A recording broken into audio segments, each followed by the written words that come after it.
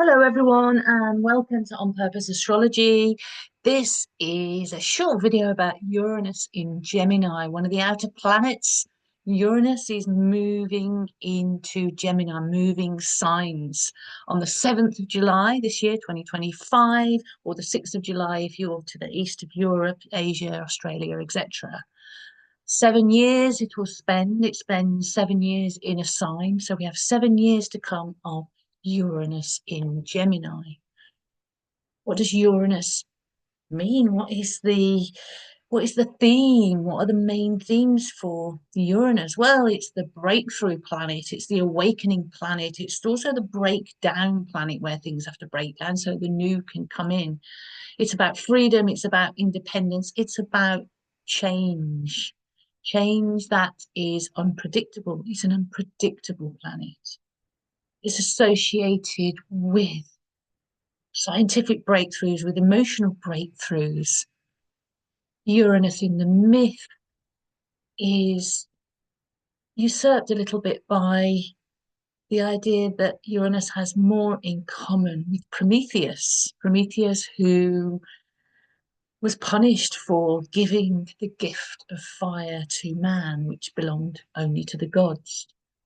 So it's about how we have these breakthroughs, how we have these huge developments. I've already mentioned science and technology, of course, so this is part of it.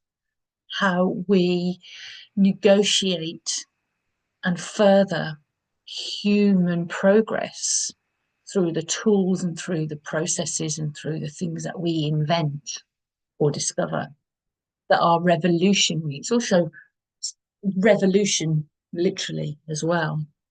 So the last time that Uranus was in Gemini was 1941 to 1949. It has an 84-year cycle.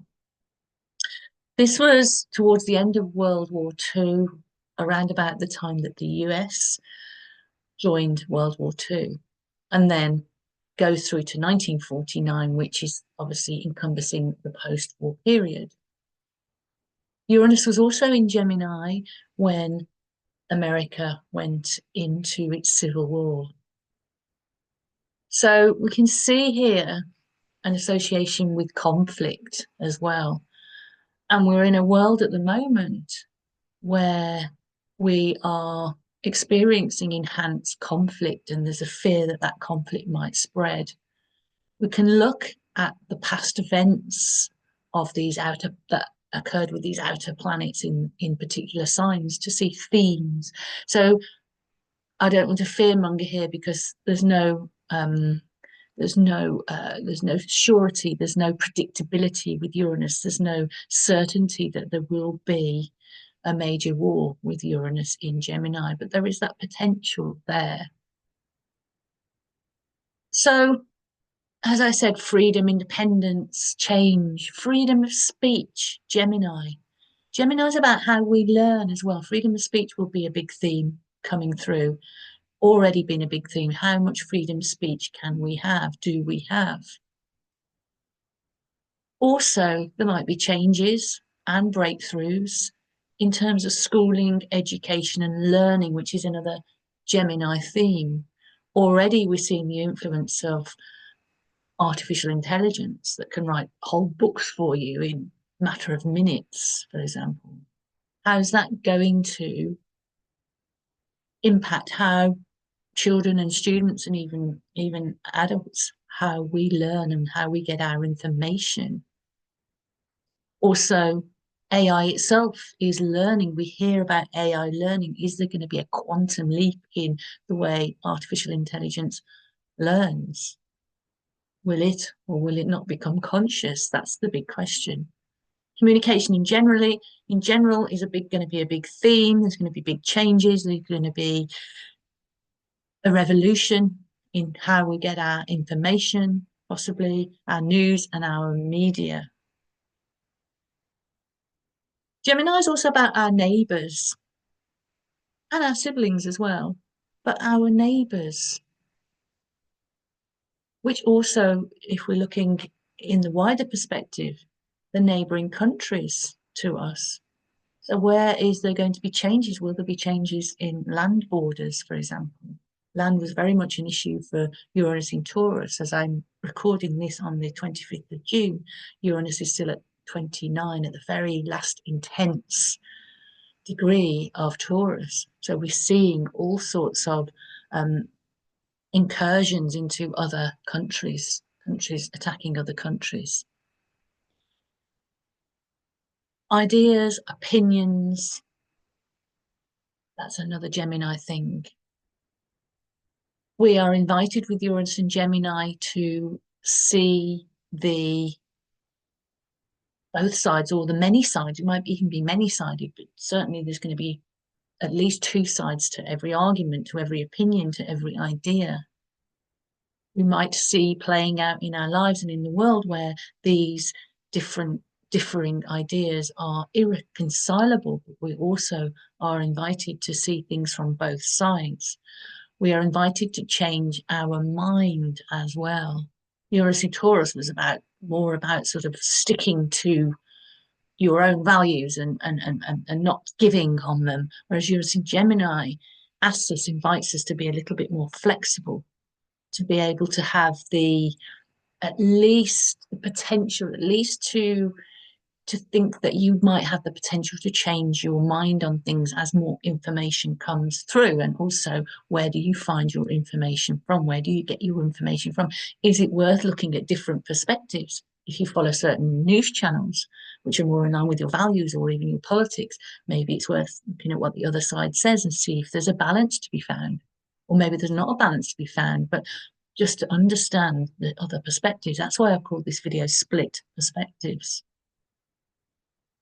It's also about awakening, as I've already mentioned. Uranus always wakes something up in us. It touches our chart through being a transit, whatever house it's going to be in your chart, or if it touches one of your personal planets or one of your angles, your ascendant, for example, or your MC. You're going to be asked to wake up to something about yourself, something about other people, something about your environment, your community, depending on where it's in your chart or what planet it touches, if at all. It's very much about awakening to the facts, to the truth. And as I said, also, where's that split in the perspective? Where's the other side? Now let's have a quick look at the chart here, and we'll see that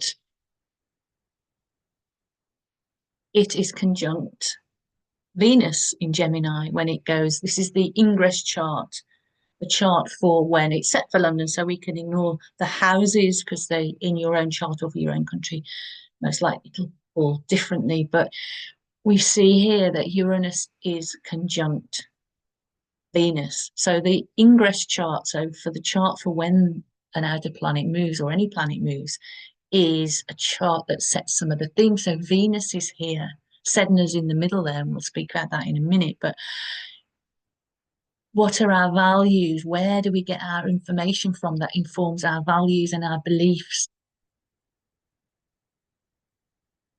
This is something as well to contemplate, to think about with Uranus in Gemini. Does the information, does your ideas, do your opinions or the ideas and opinions that are pushed onto you or you hear or you're thinking about, do they align with your own personal values? How are your values shifting as more information comes in? How does that affect your self-belief and your self-esteem as well? These are interesting questions to ask yourself. Flexibility, a flexibility of mind, being flexible is what Gemini asks us to be flexible. But if we're too flexible, we can't make up our mind about anything. Our energy feels scattered. So we also must ground ourselves. We also must, as I said, Venus here asks us to really think about what our core values might be. We can also see here that Uranus goes into Gemini opposite the moon in Sagittarius. Now, the moon in a chart, if we're looking at a chart for a mundane chart for sort of the general public, the general mood, the world, The moon is about the mood of the people. How do the people feel? Well, the people in Sagittarius, they want hope, they want optimism, they want to feel enthusiastic about something, they want truth. They also want faith. It might have something to do with religion as well. They want to sort of believe in something. They want something or someone or something inside themselves or outside of them that they can believe in. They don't want to be confused with all too much information, too much information. That would be perhaps part of that um, that sort of feel for the mood of the people as Uranus goes into Gemini. We might have had enough about being manipulated by lies or by misinformation or by fake news or fake truth or what is real and what isn't. So again, we need to apply those values. You can see Sedna there. Sedna there is in the middle there between Uranus and Venus.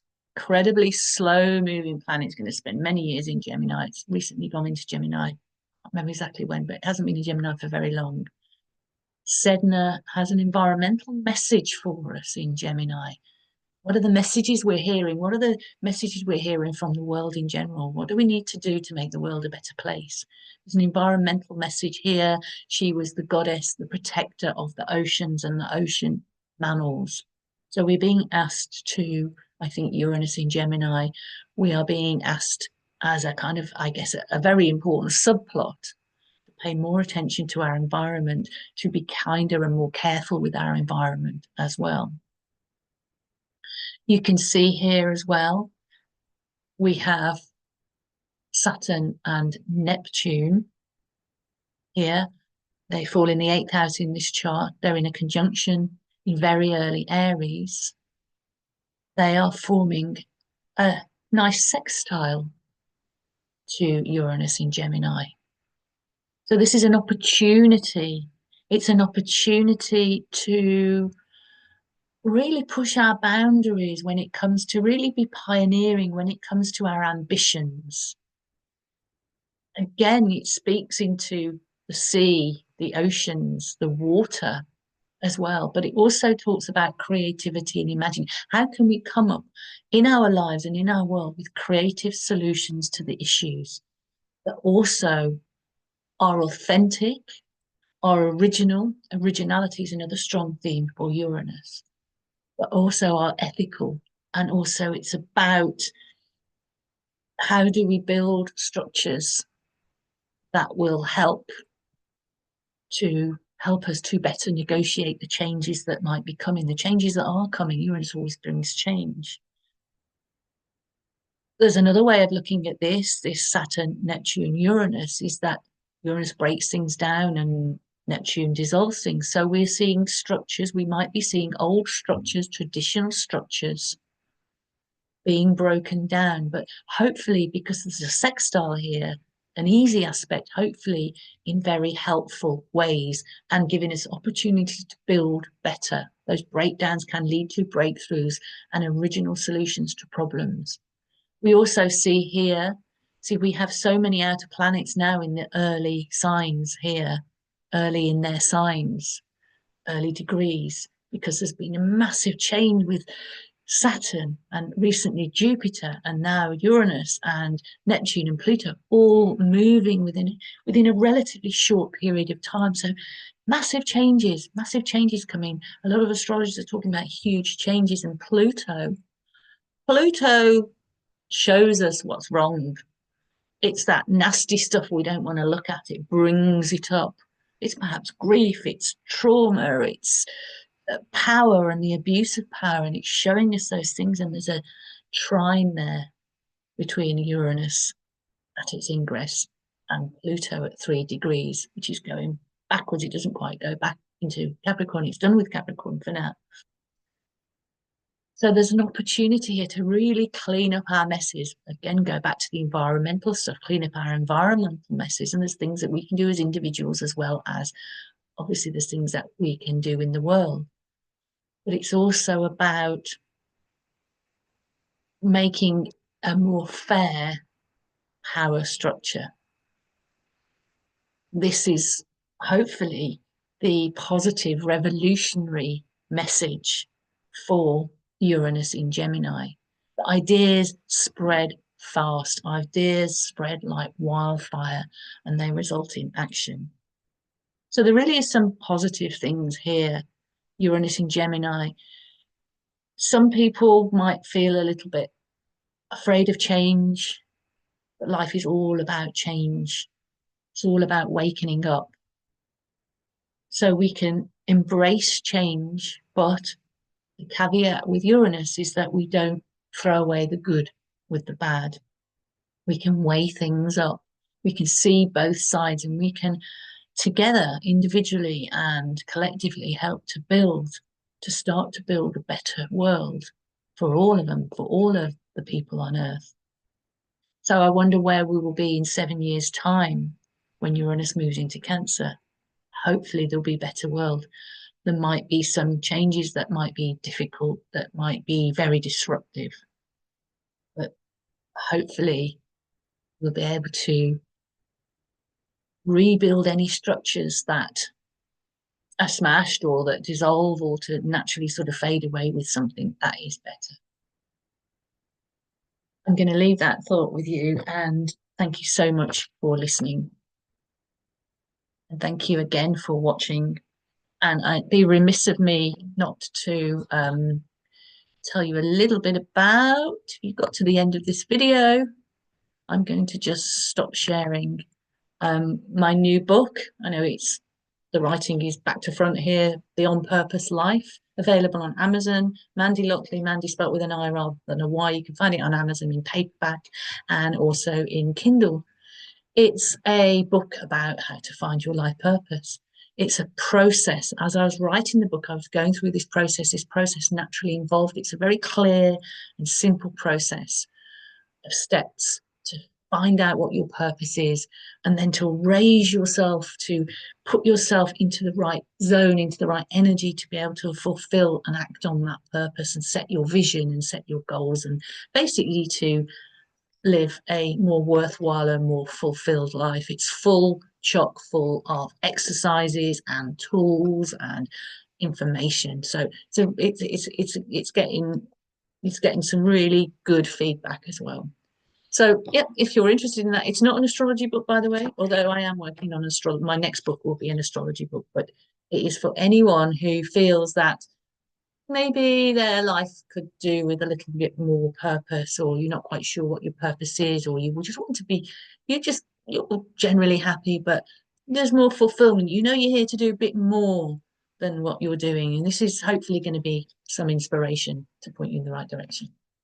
Thank you for listening, and thank you as ever, with lots of love, always. Bye-bye.